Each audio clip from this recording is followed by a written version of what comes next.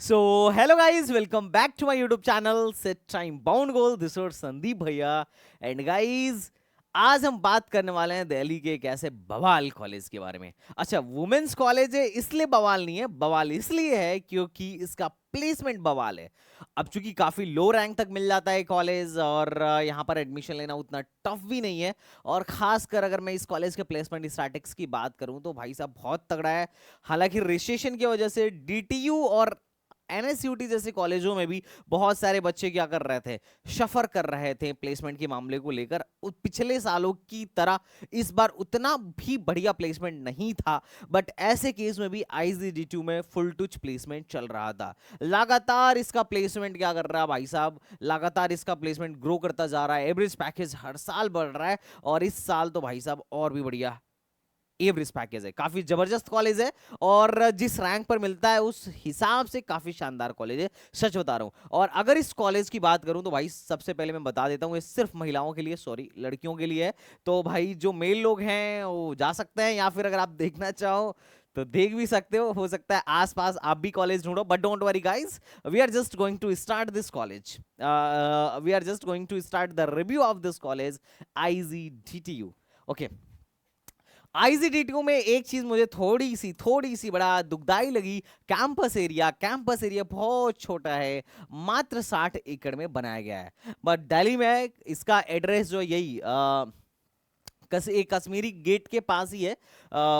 मतलब इसका जो लोकेशन है, मतलब मेट्रो से काफी पास में है, और लोकेशन भी बहुत प्रीमियम है। ऐसा नहीं है कि जैसे डीटी भवाना की तरफ है, मतलब वो काफी आउटर में पड़ जाता है, वैसा इसका नहीं है। एक कोर दिल्ली में है, तो बिल्कुल इसका लोकेशन तो काफी बहुत शानदार है, और लड़कियों के लिए तो बहुत अच्छा कॉलेज है। अगर इस्टेब्लिशमेंट ईयर की बात करूं तो 1998 में इसको इस्टेब्लिश किया गया था, और 2023 के एनआईआरएफ रैंकिंग में 150 से लेके 200 के बैंड में पाया गया, और 2022 में इसकी रैंकिंग 117 थी।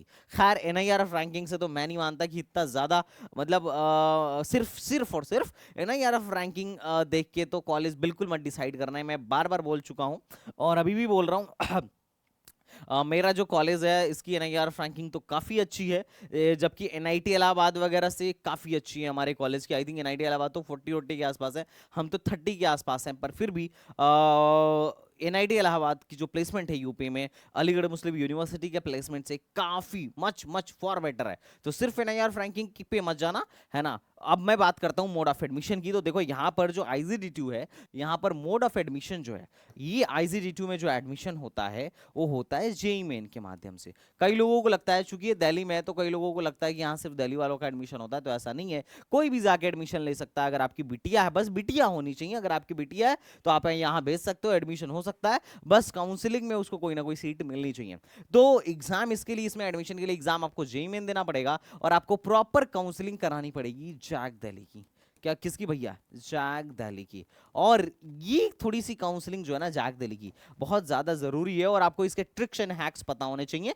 अभी वैसे तो जैक दिल्ली की काउंसलिंग शुरू नहीं हुई है, जेई मेन का रिजल्ट आने के बाद जैक दिल्ली की काउंसलिंग शुरू होगी, और जैसे ही होएगी मैं आपको बताऊंगा। ओके, यहाँ पर जो ब्रांचेज हैं, सीएससी है, सीएससी विथ एआई है, आर्टिफिशियल इंटेलिजेंस, उसके बाद आईटी है, एआईएमएल है, उसके साथ साथ आपका ईसी है, ईसी विथ एआई है, और साथ साथ जो यहाँ पे सबसे लो रैंक पर मिलने वाली ब्रांच है, that is MAE, mechanical and automation engineering, that is mechanical and automation engineering. और इसमें जो सीट है दैट इज 97 सीट। अच्छा, ये दो दो शिफ्ट में होती हैं ना, ये सारी चीजें दो दो शिफ्ट में होती हैं, CSC shift 1 and CSC shift 2, उसके बारे में हम आगे बात करेंगे। अब मैं थोड़ा सा फीस स्ट्रक्चर के बारे में बात करूं तो इसका जो टोटल अमाउंट है, पहला तो कॉशन मनी सिर्फ 1 साल लगता है, जिस साल आपका एडमिशन होगा उसी साल 5,000 लगेगा, जो कि बाद में बिल्कुल भी रिफंडेबल है। आपको एडमिशन आप जब लीव करते हो कॉलेज तो वापस कर दिया जाता है। One time fees 2000, tuition fees इसका 73,000, अदर फीस 3200। अब मैं अगर बात करूं कि टोटल फीस पहले साल कितना लगेगा, तो 1,12,000 के आसपास। इसका ट्यूशन फीस काफी कम है, 73,000। जिस हिसाब से डीटीयू वगैरह तो इसके हिसाब से काफी महंगे हैं। अगर मैं हॉस्टल फीस की बात करूं तो 88,000 पर एनम सारा कुछ। अगर मैं हॉस्टल फीस की बात करूं तो 88,000, और मेस चार्ज जो है आपका 40,000 पर एनम। सिक्योरिटी फीस जो है 5,000 ये भी रिफंडेबल होता है। तो टोटल हॉस्टल पे जो चार्ज लगेगा 1.33 लाख लगेगा। अगर मैं टोटल जोड़ दूं तो लगभग लगभग आपका जो है 2.5 लाख के अंदर पूरा हॉस्टल और सारा कुछ हो जाएगा। हालांकि इसकी बहुत सारी स्कॉलरशिप भी मिलती हैं। अच्छा, आप में से किसी को भी अगर लगे कि भैया मुझे एडमिशन के रिगार्डिंग कोई भी हेल्प चाहिए, मुझे एडमिशन कराना है, मुझे काउंसलिंग करानी है, मेरी बिटिया जैक दिल्ली में बैठना चाहती है, मेरी बिटिया ने जेई मेन का एग्जाम दिया है या मेरे बच्चे ने जेई मेन का एग्जाम दिया है, तो फटाफट इस काउंसलिंग हेल्पलाइन नंबर पे आप हमसे कांटेक्ट कर सकते हो। आप चाहो तो हमारा प्रोग्राम बाई कर सकते हो काउंसलिंग का। हम लोग आपकी प्रॉपर काउंसलिंग कराएंगे। मेरे पास एक काफी बड़ी टीम है जो बच्चों को पर्सनलाइज मेंटर करती है। आपका काउंसलर मैं तो रहूंगा ही रहूंगा, मैं मेरे अलावा आपको एक पर्सनल मेंटर भी असाइन किया जाएगा जो आपके हर समस्याओं का समाधान करेगा। और आपको जब भी मुझसे बात करना हो, you can connect with mentor and you can say कि भैया मेंटर भैया संदीप भैया से बात करा दो, डेफिनेटली आपकी समस्या का समाधान कर दिया जाएगा। ओके, चलिए हम आगे बात करते हैं इस कॉलेज के प्लेसमेंट स्टैटिक्स के बारे में। तो इनके कुछ टॉप के रिक्रूटर्स हैं, माइक्रोसॉफ्ट हो गया, Google, Samsung, Adobe, Optum, Intel, काफी बड़ी बड़ी कंपनियां, बड़े बड़े नाम आपको यहां देखने को मिल जाते हैं जो यहां रिक्रूट करने आती हैं। अगर मैं ओरिजिनल डेटा की बात करूं, एनआईआरएफ डेटा है, एनआईआरएफ डेटा ने बोला कि भैया 2022-23 के डेटा के अनुसार इनके पास लास्ट सेशन में लगभग लगभग 449 बच्चे इनके यहाँ ग्रेजुएट हुए थे, जिसमें से 410 लोगों की जॉब लग गई। तो काफी बढ़िया परसेंटेज प्लेसमेंट है। अगर 449 लोग ग्रेजुएट हो रहे हैं और उसमें से 410 लोगों की जॉब लग रही है, तो दैट्स प्रीटी मच गुड। और अगर मैं मीडियन सैलरी की बात करूं तो इसका एनआईआरएफ डेटा के अकॉर्डिंग मीडियन सैलरी 23.36 लाख है। कितना है भैया? लगभग लगभग 23 लाख से भी ज्यादा है, जो कि अपने आप में बहुत ज्यादा है। अगर मैं 2023 लास्ट बैच की बात करूं, जो लास्ट बैच निकला था उसमें हाईएस्ट जो सैलरी लगी थी, हाईएस्ट सैलरी लगी थी एडोबी में गई थी। किसमें गई थी बेटा? एडोबी में गई थी, और 56 लाख की गई थी। और जानते हो किसकी गई थी? मैकेनिकल एंड ऑटोमेशन की गई थी। अगर मैं सेकंड हाईएस्ट की बात करूं तो ये माइक्रोसॉफ्ट में गई थी 51 एलपीए का। और ये जानते हो किसकी गई थी? कंप्यूटर वालों की गई थी। अगर मैं उसके बाद बात करूं कि सबसे ज्यादा हाईएस्ट स्टाइपेंड क्या मिला, क्योंकि देखो इंटर्नशिप बहुत जरूरी है। ज्यादातर कॉलेजों में इंटर्नशिप नहीं मिल पाता है बच्चों को, पर यहां पर इंटर्नशिप्स मिलते हैं। कॉलेज वाले इंटर्नशिप्स प्रोवाइड कराते हैं, और इंटर्नशिप वो पेड है। पेड इंटर्नशिप में जो हाईएस्ट स्टाइपेंड मिला था वो 1,60,000 पर महीने का मिला था। और किसमें मिला था? उबर में मिला था। अगर मैं इसके पिछले साल के स्टैटिस्टिक्स की बात करूं, इसके पिछले साल की, तो ये जो हाई जो 22-23 में बैच पास आउट हुआ था, उसकी हाईएस्ट सैलरी 82 एलपीए थी, और एवरेज सैलरी इनका 26 लाख के आसपास था। तो इनका एवरेज सैलरी, मीडियन सैलरी और एवरेज सैलरी में फर्क होता है। मीडियन सैलरी होता है कि मान लो 10 लोग हैं, 10 लोग हैं, तो उसमें मीन सैलरी क्या आ रहा है, उनको सबको आप इंक्रीजिंग या डिक्रीजिंग ऑर्डर में सेट कर लो, और देखो जो मीन व्यक्ति है उसकी सैलरी क्या आ रही है। जैसे मान लो 10 लोग हैं और मीन सैलरी 5 लाख आ रही है, इसका मतलब 5 लोग ऐसे होंगे जिनकी सैलरी 5 लाख से ऊपर की होगी, और 5 लोग ऐसे होंगे जिनकी सैलरी 5 लाख से नीचे की होगी।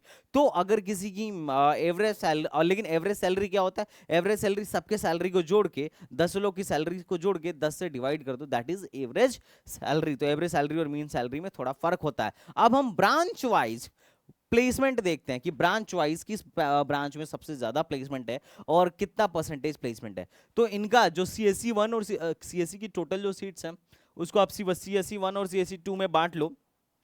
मॉर्निंग शिफ्ट और इवनिंग शिफ्ट है ना, 2 बजे से जो चलता है, सॉरी 12 बजे से जो चलता है। अब मैं थोड़ा सा इनकी बात कर लूं, तो जो परसेंटेज प्लेसमेंट है सीएससी 2 का वो 97.7 है।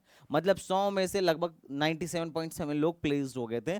और सीएससी 1 में 79 है। और हाईएस्ट स्टाइपेंड जो मिली थी सीएससी 2 में 1,60,000, और उसमें 1,25,000 मिली थी। आईटी का जो हाईएस्ट स्टाइपेंड था वो 90 के पर एनम का था। और इन सबके बच्चे माइक्रोसॉफ्ट में प्लेस्ड हुए थे 51 लाख के हाईएस्ट पैकेज से। ओके, ये नंबर ऑफ स्टूडेंट्स थे और ये नंबर ऑफ ऑफर था। सीएससी 2 में 87 में से 85 बच्चों को ऑफर मिला, और सीएससी 1 में 71 में से एक टोटल स्ट्रेंथ 71 थी, जिसमें टोटल ऑफर जो मिला वो 52 मिला। अच्छा, टोटल ऑफर का मतलब ऐसा भी हो सकता है कि एक व्यक्ति को 2 ऑफर मिला हो, ये बात ध्यान रखिएगा। जो सबसे लोवेस्ट रैंक पे मिलता है ये एमएई, इसमें इसी से हाईएस्ट पैकेज गया था, दैट इज 56 एलपीए एडोबी में, और यहाँ पर जो हाईएस्ट स्टाइपेंड गई थी वो 1 एलपीए की गई थी, और परसेंटेज प्लेसमेंट 87 है। तो यहाँ पर भी परसेंटेज प्लेसमेंट काफी हद तक बहुत अच्छा है। आप ये ब्रांच वाइज स्टैटिक्स देख सकते हो, और इनका प्लेसमेंट देखो 2022-23 के डेटा का, तो 82 लाख का हाईएस्ट पैकेज था, और 780 ऑफर्स टोटल आए थे, और लगभग 100 कंपनियां, 100 रिक्रूटर्स इनके यहाँ रिक्रूट करने आए थे। 100 कंपनियां कैंपस में आई थी, और एवरेज पैकेज 26 लाख का था। हाईएस्ट स्टाइपेंड 1,60,000 का था, और एवरेज स्टाइपेंड 81,000 का था, जो कि बहुत शानदार है। आप बिल्कुल इसे ऑप्ट कर सकते हो। और वैसे थोड़ी सी आईजीडी2 में मुझे ऐसा पर्सनली लगता है कि चूंकि लड़कियां हैं तो कंपनी वाले थोड़ा आते भी होंगे ज्यादा रिक्रूट करने, है ना। अरे हंसने वाली बात नहीं है, बट ठीक है, ऐसा मतलब कह सकते हैं कि एक फीमेल वुमेन कॉलेज होने का भी आईजीडी2 में मुझे लगता है कि कहीं ना कहीं और अच्छा एडवांटेज मिल जाता है। I think you are getting my point. Okay तो एक चीज और आप देखिएगा आईजीडी2 के थोड़े से प्लेसमेंट स्टैटिक्स को, कि 10 पॉइंट 2020 वाले बैच में लगभग 10 लाख का था, 2021 में सीधे 19 हो गया, 2022 में 20 हो गया, और लास्ट बैच में 26 हो गया। मतलब तुम देख सकते हो कि हर साल इनका एवरेज पैकेज जो है, जो एवरेज सीटीसी है, वो बढ़ता ही चला गया है। क्या हुआ है भाई? बढ़ता ही चला गया। तो ये कॉलेज काफी फास्ट ग्रो कर रहा है, ऐसा तुम बोल सकते हो, क्योंकि इनका पैकेज हर साल इंक्रीज हो रहा है। अब बात करते हैं थोड़ा सा एवरेज सीटीसी के पिरामिड को। एवरेज सीटीसी के पिरामिड को तो इसको थोड़ा समझना, ये बहुत अच्छी चीज है। ये वो है टॉप की कंपनी, ये जैसे motor Q, Microsoft, Adobe, Google, Amazon, Intuit, ये टॉप की कंपनीज है जो यहाँ के टॉप के 10% के बच्चों को लेके गई थी। जस्ट वेट, मैं थोड़ा सा इसको कम करता हूं ताकि दिखे तुम्हें। ओके ये टॉप की कंपनीज है जो टॉप शुरू ऊपर के टॉप 10% के बच्चों को लेके गई थी और इन्होंने टॉप 10% के बच्चों को इन्होंने जो पैकेज दिया वो था 51 लाख का। कितने का था बेटा? 51 लाख का। उसके बाद ये दूसरी कंपनीज हैं जैसे आल्टो हो गया, उबर हो गया, एटलांसियर हो गया, एक्सपीडिया हो गया, ये सारी जो कंपनीज हैं ये टॉप 20% बच्चों को लेके गई थी और इन्होंने जो पैकेज दिया था वो था लगभग 32 लाख से ज्यादा का। उसके बाद एक कंपनी जैसे सिस्को हो गया, डिज्नी स्टार हो गया, वॉलमार्ट हो गया, गोल्डमैन शॉ हो गया, फ्रॉक्स एंड मैनी मोर, इन्होंने क्या किया था? इन्होंने ये लोग टॉप के 30% के बच्चों को लेके गई थी और इनका पैकेज था 23.3 लाख का। बाकी ये कंपनीज हैं जिसमें तुम्हारा ओरेकल है, वेस्टर्न डिजिटल है, इंडिया है, अमेरिकन एक्सप्रेस है, ये 40% बच्चों को, टॉप के 40% बच्चे को लेके गई थी और इनका पैकेज था लगभग 14.5 लाख के आसपास का। तो इससे तुम्हें आइडिया हो गया होगा कि काफी बड़ी कंपनीज आ रही हैं और क्रीम बच्चों को कौन लेके जा रहा है, उसके बाद वालों को कौन लेके जा रहा है, उनके बाद वालों को कौन लेके जा रहा है। ये तुम्हें पता होना चाहिए इस कॉलेज में जाने से पहले, because this is very important, क्योंकि तुम अपने फ्यूचर को इससे अकॉर्डिंग क्या कर सकते हो, डिजाइन कर सकते हो। और एक खास बात ये थी कि कम से कम 40 लाख से ज्यादा का पैकेज पाने वाले इनके यहाँ 51 बच्चे थे। 51 बच्चे ऐसे थे, देखो जो प्राइवेट कॉलेज होते हैं यहाँ इक्का दुक्का हाईएस्ट पैकेज आता है, 40 लाख, 50 लाख, इक्का दुक्का, गलती से 2-3 का चला गया तो चला गया, लेकिन यहाँ पे तो कम से कम 51 बच्चे ऐसे हैं जिनका 40 लाख से ज्यादा का पैकेज गया था। तो भैया बताओ आईजीडी2 के बारे में तुम्हारा क्या कहना है? अब देखो एक खास बात जो मुझे लगता है कि पेरेंट्स को जाननी चाहिए, जो मैकेनिकल एंड ऑटोमेशन जैसी ब्रांच है मैंने उसका अलग से यहाँ प्लेसमेंट लगाया है। सीएस का तो लगाने की जरूरत नहीं क्योंकि सबको चाहिए, लेकिन देखता हूँ बहुत सारे पेरेंट्स एमएई को क्या करते हैं, बाइकआउट करते हैं, बोलते हैं ना ना मेरी बिटिया एमएई में नहीं पढ़ेगी, मैं अपने बच्ची को किस में पढ़ाऊंगा, कंप्यूटर साइंस में पढ़ाऊंगा, चाहे प्राइवेट नोएडा गाजियाबाद के ही कॉलेज में क्यों ना पढ़ाना पड़े, ये लोगों का कहना है। तो आप ये मेरी वीडियो थोड़ा सा देख लीजिए। एमएई का मैं आपको प्लेसमेंट दिखा रहा हूँ, किसका? एमएई का। आईजीडी2 में जो हाईएस्ट पैकेज गया था वो किसका गया था? एमएई का गया था। कितने का गया था? 56 लाख का गया था। 78 बच्चे ग्रेजुएट हुए थे जिसमें से 68 बच्चों को, मतलब लगभग टोटल 68 ऑफर्स आए थे। 78 बच्चे थे और ऑफर जो टोटल ऑफर किए गए थे वो 68 किए गए थे। इनके यहाँ जो हाईएस्ट स्टाइपेंड थी, सिर्फ एमएई में बात कर रहा हूँ, वो 1.25 लाख के आसपास का था। एवरेज पैकेज एमएई का 40 लाख का, सॉरी 14 लाख का आसपास का था। और एवरेज स्टाइपेंड लगभग लगभग 50,000 के आसपास का था। किसके आसपास का था भाई? 50,000 के आसपास का था एवरेज स्टाइपेंड। अब बताओ एक कहां से कम रहा? अरे जो जो लोग नोएडा गाजियाबाद में जाते हैं, चलो किसी भी नोएडा के कॉलेज को उठाओ। वैसे तो ये कॉलेज, चलो हम काइट को देख लेते हैं क्योंकि इसने अपना प्लेसमेंट अच्छे से डाल रखा है। वैसे तो एक काइट जो है आईजीडीटीयू के सामने कुछ भी नहीं है मेरी मानो तो, मतलब प्लेसमेंट के मामले में। लेकिन अगर तुम इनका पैकेज देखोगे तो इनके बेस्ट ब्रांच, जो इनका सीएससी नाम का बेस्ट ब्रांच है, उसका भी एवरेज पैकेज 7.11 है। और ये डेटा मैं नहीं दे रहा हूँ, ये डेटा काइट वालों ने दिया है। तो जितने भी इधर के प्राइवेट कॉलेज हैं उनमें सीएससी जैसे ब्रांच लेने से बढ़िया है, मेरा मानना है कि तुम ऐसे कॉलेज में एमएई भी ले लोगे तो चल जाएगा। हालांकि ऐसा नहीं है कि हमें अगर किसी को इंटरेस्ट सीएससी में है तो मैं नहीं बोल रहा हूँ जबरदस्ती तुम इधर जाओ, नहीं, हमेशा अपने इंटरेस्ट को फॉलो करो। बट अगर तुम्हारा ऐसा कोई इंटरेस्ट नहीं है तो भेड़ चाल में भागने के बजाय, बहुत लो कॉलेज के सीएससी में जाने के बजाय तुम किसी टॉप के कॉलेज के मैकेनिकल में भी जा सकते हो। और ये सारी लड़कियां ही हैं। जो होता है ना कि लड़कियां मैकेनिकल में नहीं जाती, नहीं भाई ये जाती हैं। देखो यहाँ पे कोई लड़का तो आया नहीं होगा ना आईजीडीटी में एडमिशन लेने। अब देखो यहाँ के टॉप 10% बच्चों को 32.5 एलपीए का पैकेज मिला, टॉप 20% को 28.2 एलपीए का, टॉप 30% को 25.0 एलपीए का, और टॉप 40 को 22 लाख का पैकेज मिला। तो एमएई का भी हिसाब किताब काफी तगड़ा है। अब तुम्हें एमएई का मैं प्लेसमेंट दिखा रहा हूं। 2018-19 में एमएई का जो एवरेज पैकेज था वो लगभग लगभग 6.4 था। उसके बाद 20 में 6.41 हुआ, 21 में 7.1 हुआ, 22 में 8.67 हुआ, उसकी इस बाद 23 में ये लगभग लगभग 14.13 या 14.13 का पैकेज है। कितने का? 14 लाख से भी ज्यादा का एवरेज सेटीसी है, सिर्फ और सिर्फ एमएई में। किसमें बेटा? सिर्फ और सिर्फ एमएई में। तो थोड़ा तुम इसको स्मार्टली सोचना कि क्या तुम्हें यहां जाना चाहिए या नहीं जाना चाहिए। ओके ये एवरेज पैकेज वही चीज दिखा रही है। और हाईएस्ट पैकेज जो है इस साल का 56 रहा, उससे पहले 28 था और उससे पहले 13 था। तो पहले तो काफी कम था, लेकिन अब काफी तेजी से ये क्या हो रहा है, ये क्या हुआ है, ग्रो हुआ है आईजीडीटी। ऐसा नहीं था कि 2-3 साल पहले बहुत अच्छा था कि एमएई बहुत ज्यादा वो था, लेकिन वो पुराना ट्रेंड है। अब नए ट्रेंड में क्या हो रहा है, इसका प्लेसमेंट एवरेज भी बढ़ा है, एवरेज भी काफी तेजी से बढ़ा है, और हाईएस्ट पैकेज भी बढ़ा है।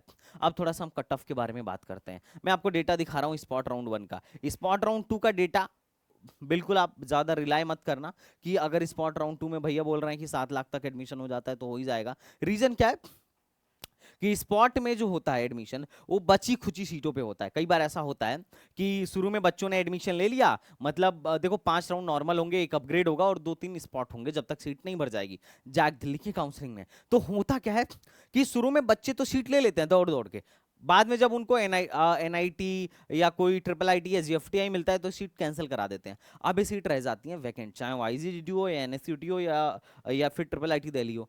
इन कॉलेजों में जो सीटें वैकेंट रह जाती हैं इसकी लिस्ट निकलती है काफी बाद में। अब काफी बाद में जब लिस्ट निकलती है ना, तब तक ऑलमोस्ट बहुत सारे लोग अपना एडमिशन लेके चिल कर रहे होते हैं। तो उस टाइम पे जो लोग बचे होते हैं फिर उनका एडमिशन होता है, क्योंकि वही जा पाते हैं। बाकी लोग तो अपना एडमिशन लेके शटल हो गए, या बहुत सारे लोगों को तो पता ही नहीं चला। सबसे बड़ी प्रॉब्लम तो इन्फॉर्मेशन की है, क्योंकि लोगों के पास तो इन्फॉर्मेशन ही नहीं आ पाती है कि कहाँ पे कितनी सीटें बची हैं, कहाँ पर उनको बैठना चाहिए। और ये फायदा होता है हमारे काउंसलिंग का।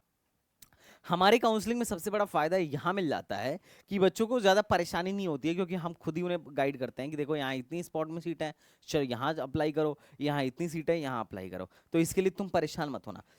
थोड़ा सा बात करते हैं दिल्ली में। तो दिल्ली में जो AIML है 71,000 रैंक पर मिल जाती है, ठीक है। CSE 58,000 रैंक पर मिल जाती है। उसके बाद अगर मैं बात करूं CSE विद AIML दिल्ली वालों के लिए, तो ये 52,000 रैंक पे मिल जाती है। अब आउटसाइडर को AIML, आउटसाइडर की AIML 31,000 रैंक पर बंद हो गई थी। अब तुम सोचो बेटा, AIML वैसे नई ब्रांच है, अब तुम सोचना आउटसाइडर जो जिनने 12th बाहर से कराया और जिन्होंने 12th दिल्ली से कराया, इन दोनों में कितना बड़ा फर्क है। 31,000 और 71,000 में कितना फर्क है? सीधे सीधे 40,000 का फर्क है। देख रहे हो, दिल्ली से अगर 12th करा दिए होते तो चाहे तुम्हारी बच्ची किसी स्टेट की हो, दिल्ली का कोटा मिल जाता और कितना बड़ा फायदा मिलता है ना। इनका एमएई जैसे ब्रांच में, इनके यहाँ एमएई जैसे ब्रांच में 1,15,000 रैंक पर दिल्ली वालों का एडमिशन हो जाता है, बाहर वालों को 65,000 रैंक पे ही इनका एडमिशन बंद हो जाता है। और बाद में जो दिल्ली वाले का एडमिशन लास्ट हुआ था वो 7-8 लाख रैंक तक कभी कभी हो जाता है, क्योंकि जो पहुंचता है उसी का एडमिशन हो पाता है, जो नहीं पहुंचता है उसका एडमिशन नहीं हो पाता है। तो दिल्ली वालों को बहुत फायदा है, आउटसाइडर की रैंक थोड़ी सी कम ही जाती है। तो ओवरऑल आप इससे एक आइडिया लगा सकते हो कि किस रैंक तक एडमिशन हुआ था दिल्ली में या फिर आउटसाइड दिल्ली वालों का। इससे आपको क्लियर हो जाएगा कि आउटसाइडर का या फिर दिल्ली वालों बच्चों का कितने रैंक तक एडमिशन हो रहा है आईजीजी2 में। तो कुल मिला जुला के कहना है, अच्छा मैं जनरल का सीआरएल रैंक दिखाया हूँ, जनरल कैंडिडेट का सीआरएल रैंक दिखाया हूँ। अगर आपके पास ईडब्ल्यूएस है तो और फायदा होगा, आप ओबीसी हो तो और फायदा होगा। मतलब कुल मिला जुला के काफी फायदा होगा अगर आपके पास कोई कैटेगरी है। और डिफेंस वालों तो मत पूछो यार, आपको तो बहुत ज्यादा फायदा होने वाला है। तो डिफेंस वाले भी अप्लाई करें, सारे लोग आके अप्लाई करें। अगर कोई फिर भी समस्या आती है तो आप हमसे कांटेक्ट करिए। बिल्कुल, जब तक आप में से हर एक बच्चे को कॉलेज नहीं मिल जाएगा, आई विल हेल्प। और चैनल को सब्सक्राइब कर दीजिए, वीडियो को लाइक कर दीजिए और अपने डाउट को कमेंट बॉक्स में पूछ लीजिए। I would like to response you as soon as possible. तो चलिए मिलते हैं नेक्स्ट वीडियो में, तब तक के लिए बाय बाय, टाटा एंड जय हिंद।